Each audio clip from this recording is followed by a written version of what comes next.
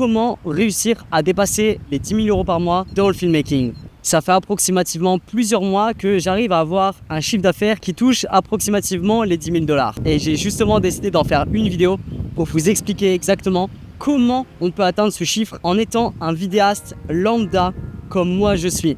J'ai rien de particulier, je suis pas né d'une famille super riche, j'ai juste beaucoup travaillé et j'ai travaillé intelligemment. Et surtout, je suis un véritable passionné. Et c'est exactement comme ça que j'ai pu y arriver. Et c'est comme ça que tu peux y arriver aussi. J'ai pas directement commencé dans le monde de la vidéo en touchant des 3, 4, 5, 6 000 € par mois. Ça a pris plusieurs années de compétences, d'échecs et de réussites. Et ça, il faut bien se le mettre en tête. Donc je te dirai étape par étape comment est-ce que j'ai fait pour atteindre ce chiffre. Et à la fin de la vidéo, je te dirai exactement quels ont été les chiffres exacts. En tout cas, si tu es un vidéaste, que tu es déterminé et que tu veux réellement apprendre, alors tu es sur la bonne vidéo. Let's go! Numéro 1, comment est-ce que je trouve mes clients? Quand j'ai commencé la vidéo, je pensais que le plus dur, ça allait être devenir bon techniquement. Apprendre à cadrer, apprendre à monter, apprendre à avoir un bon color grading. Mais la vérité, c'est que c'est pas ça le plus compliqué. Puisque ça, ces compétences-là, c'est notre passion. Ça, on aime apprendre ça. Mais il y a autre chose qui nous fait vivre, mais sur lequel on n'est pas forcément super passionné. C'est la prospection des clients et littéralement gagner de l'argent. Au début, je faisais comme tout le monde. J'ai créé un site web, j'ai créé un Google Drive pour me créer mon portfolio. J'ai envoyé des mails, je postais un petit peu partout sans savoir réellement comment faire. Mais il y a un moment dans ma carrière de filmmaker où j'ai compris quelque chose. Quelque chose qui a littéralement tout changé. Pour ma part, on va dire qu'aujourd'hui, 90% des gens avec qui je travaille viennent de mon Instagram. Les gens pour du montage ou pour des prestations vidéo, etc. Mais à l'époque, avant d'être ici au Panama, avant de voyager un petit peu partout, j'avais pas de compte Instagram. J'avais rien de tout ça. Donc c'était plus par du bouche à oreille. Instagram, c'est super puissant. Pourquoi ? Parce que les gens voient mon travail directement en temps réel. Ils voient ma personnalité, ils voient mon branding, ils voient que je ne suis pas un fake, ils voient mes compétences. En fait, sur cette page, tout y est directement. Et s'ils veulent en voir plus, eh ben ils m'envoient un message et je leur montre avec qui j'ai travaillé. Le truc, c'est qu'ils ont déjà envie de bosser avec moi avant même de m'avoir parlé. Et ça, c'est réellement puissant. Mais la différence, bien évidemment, c'est que ça prend du temps. Il faut se créer une communauté, faire beaucoup de vidéos en plus de ce que tu fais déjà. Donc ça peut être assez long. Et le bouche à oreille, ça va très très vite en réalité. Et c'est d'ailleurs pour ça que j'ai décidé de m'expatrier en Amérique. D'abord à Miami, puis je suis parti au Panama. Ici, il y a beaucoup de Français expatriés. Donc je suis un peu le seul filmmaker du coin. Dites-vous que ça peut être une solution pour vous aussi de vous expatrier dans un pays, comme ça vous êtes sûr d'être le seul vidéaste filmmaker de votre entourage. Je vous donne juste la manière dont moi j'ai pu procéder pour trouver mes clients. Mais quand j'étais en France, c'était exactement le même principe. J'étais niché dans le sport. Donc il y avait beaucoup de gens qui voulaient des shootings photos, des vidéos de motivation, des salles de sport qui venaient pour moi pour faire de la publicité. Donc forcément, je m'étais créé ce petit réseau dans la niche du sport, plus spécifiquement la musculation. Alors ça voulait dire que tous les gens qui étaient dans ce domaine, les athlètes ou les gens qui voulaient juste des vidéos, me contactaient parce que j'étais la référence. Le problème, c'est pas le pays où tu es. Tu ne peux pas te dire « Ah, moi je suis en France, je n'ai rien du tout ». C'est uniquement comment tu te positionnes.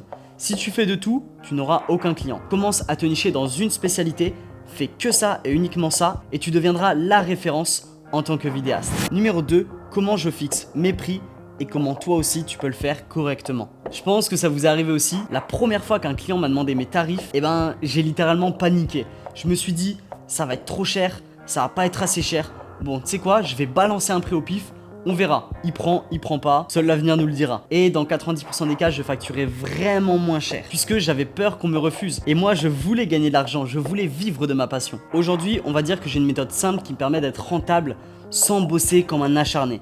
Je vais te dire comment je fonctionne. J'ai deux types de clients, le client régulier et le client pas régulier. Numéro 1, le client régulier. C'est littéralement celui qui me rapporte le plus. En gros, ce sont des clients avec qui je bosse au mois. En général, je prends 1 à 2 clients maximum et je me focus 100% avec eux et avec leur projet. Ce qui fait qu'ils payent plus cher pour avoir un vidéaste à temps plein avec eux. Puisque la disponibilité comme ça, bien évidemment, ça se paye. En général, on part sur une vidéo par semaine. Et je facture la vidéo à 1 000 €. Mais dans ces 1 000 €, qu'est-ce qui comprend ? La disponibilité, le montage, la vidéo et surtout mon expertise. Plus, je les aide sur leur branding, je les aide sur leur script, je les aide sur les réseaux sociaux, je les aide à trouver des idées, nanana. Je suis pas juste un cadreur et la personne me dit « Colin, viens demain à cette heure-là, on va filmer » et moi je viens juste filmer. Non, je suis littéralement son coéquipier. Et c'est ça qui fait réellement la différence. C'est ce que les clients recherchent le plus. Et en plus de ça, pour les fidéliser, je leur dis « Écoute, si tu as besoin de photos, si tu as besoin de petites vidéos par-ci par-là, je peux te le faire, c'est compris dans le tarif. » Donc par mois, sur chaque client régulier, je prends environ 4 000 $. Et ça, même s'il y a une semaine où il sort pas une vidéo. On est sur un tarif qui est fixe. Mais bon, ça veut dire que peut-être il y a une semaine où il sort pas de vidéo, mais la semaine d'après, sa vidéo va faire 2 heures. Je dis n'importe quoi. Ça, c'est à prendre en compte. J'en prends la responsabilité, moi ça me va, donc c'est très cool. Donc ça peut être une réelle solution pour avoir une base solide. C'est ça littéralement qui me permet d'avoir un revenu assez stable, qui me permet d'avoir vraiment une base. Et ensuite, j'ai les clients qui sont ponctuels. Des gens qui n'ont pas forcément besoin de faire une vidéo par semaine ou des choses tout le temps. Qui ont besoin juste de temps en temps par rapport à une publicité, par rapport à une vidéo d'entreprise, par rapport à n'importe quoi. Et ces clients-là, tout simplement, je facture à la demi-journée. Et tout simplement, ce que je fais, c'est que je prends 300 € sur une demi-journée. Et si les gens veulent une journée complète de travail avec moi, on est sur 500 $. S'ils prennent une journée, ils gagnent un petit peu, ce qui est normal. Et peu importe ce qu'ils me demandent, le prix reste le même, que ce soit de la captation, du montage vidéo ou peu importe. C'est pas si énorme, mais c'est un prix qui me permet d'être rentable tout en restant ultra flexible. Si tu galères à pricer tes services, voici 3 méthodes qui vont largement t'aider. Numéro 1, la méthode du coût plus marge. Il faut que tu calcules combien de temps tu passes sur un projet entre le tournage, le montage, la pré-production, le color grading s'il y a, l'échange avec ton client, tout ce qui concerne la production en général. Et à partir de ça, tu détermines un taux horaire qui te permet d'être rentable pour toi. Et enfin, tu ajoutes une marge puisque tu as une expertise à apporter, entre 30 et 50% pour couvrir tes charges et également tout ton profit. Je te donne un exemple tout bête. Si tu passes 10 heures sur un projet entier et que ton taux horaire est ciblé à 40 € de l'heure, ton prix minimum pour ce projet va être de 400 $ ou euros, peu importe. Mais avec une marge de 30 à 50%, tu peux facilement faire facturer ton projet à 600 $. Numéro 2, la méthode de la valeur perçue. Ton prix ne dépend pas seulement de ton temps, mais réellement de la valeur que tu apportes au client. Une vidéo par exemple qui va générer 10 000 € de vente à ton client ne peut pas être facturée uniquement à 500 €. Là, tu te ferais littéralement voler. Il faut que tu apprennes à valoriser ton travail en montrant les résultats que tu peux apporter. Mais tout ça, bien évidemment, c'est pas juste une histoire de savoir monter une vidéo ou d'être un bon vidéaste. Il faut littéralement que tu sois proche de ton client. Par exemple, tu filmes pour un restaurateur qui a une vidéo bien filmée. Cette vidéo va lui rapporter à peu près 50 clients. Si le restaurateur gagne 20 € par client, ça fait littéralement 1000 € de revenus en plus. Et là, tu peux donc facturer bien plus que uniquement ton temps de travail. Mais attention, ça il faut pas directement lui dire, sinon il sera pas d'accord. Mais avec les connaissances que tu as et que je t'apporte, c'est là où tu vas pouvoir changer les choses. Numéro 3, tu as ce qu'on appelle l'effet d'ancrage. Moi ce que j'ai, c'est que j'ai toujours une offre pleine où je comporte tout à l'intérieur. On va dire que pour une vidéo où tu as la pré-production, le tournage, la post-production, le color grading et tout ce qui s'ensuit, on va dire admettons que je vais facturer 1500 $ la vidéo. Si le client n'est pas d'accord avec toi, je vais baisser les choix pour que lui s'y retrouve avec le prix. Ok, ma vidéo elle est à 1500 $, mais pour toi c'est trop cher donc je vais supprimer le color grading.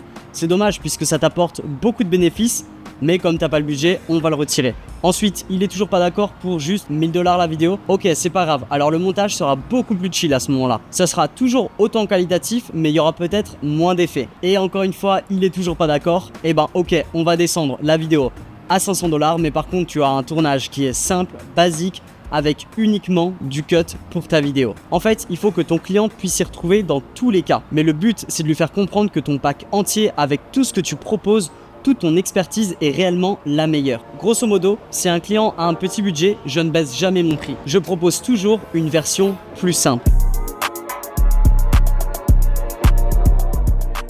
Maintenant, vous avez approximativement l'idée de comment est-ce que j'ai fait pour faire 11 000 $ grâce à la vidéo en janvier 2025. Mes clients ponctuels m'ont rapporté à peu près 1000 $, soit 2 clients. Mon gros client régulier m'a rapporté 4 000 $. Juste du montage vidéo avec des gens qui ne sont pas forcément au Panama, avec des vidéos que j'ai déléguées et des vidéos que j'ai moi-même montées, ça m'a rapporté à peu près 700 $. Ensuite, vous savez que grâce à mon Instagram et grâce à YouTube, j'ai quelquefois des petites collabs qui me rapportent un petit peu d'argent. C'est assez rare, mais ça m'arrive de temps en temps. Donc le fait d'être sur les réseaux, ça ne te rapporte pas uniquement des clients, mais ça peut aussi te rapporter des sponsors et des collaborations. Donc ce mois-ci, ici, en collaboration avec des marques ou sponsors, j'ai fait approximativement 4000 $. Là, ce n'est pas forcément en lien direct avec la vidéo, mais c'est mon accompagnement sur lequel je vous aide à être de véritables vidéastes qui m'a rapporté à peu près 20% de mes revenus, soit approximativement 2000 $. J'ai pas 50 clients et je bosse pas 12 heures par jour. J'ai juste trouvé les bons clients et un système qui me permet de bien gagner ma vie sans forcément trop m'épuiser. Donc si tu es un vidéaste et tu vas apprendre des skills de fou comme le color grading, savoir bien monter une vidéo, trouver des clients, savoir faire une pré-production en or et trouver littéralement des clients qui te payent bien, qui sont à la hauteur de tes compétences, j'ai justement un accompagnement où je t'aide à faire tout ça. Si tu es intéressé, c'est dans le premier lien de la description. Tu réserves ton appel et on discute de tes projets. En tout cas, j'espère que cette vidéo t'a réellement fait kiffer. Moi, c'est vraiment un plaisir de vous aider et d'être présent ici sur YouTube. Vos retours, ils me font vraiment trop plaisir et ça m'aide beaucoup à avancer. En tout cas, je vous fais des gros bisous. On se retrouve dans la prochaine vidéo. Ciao!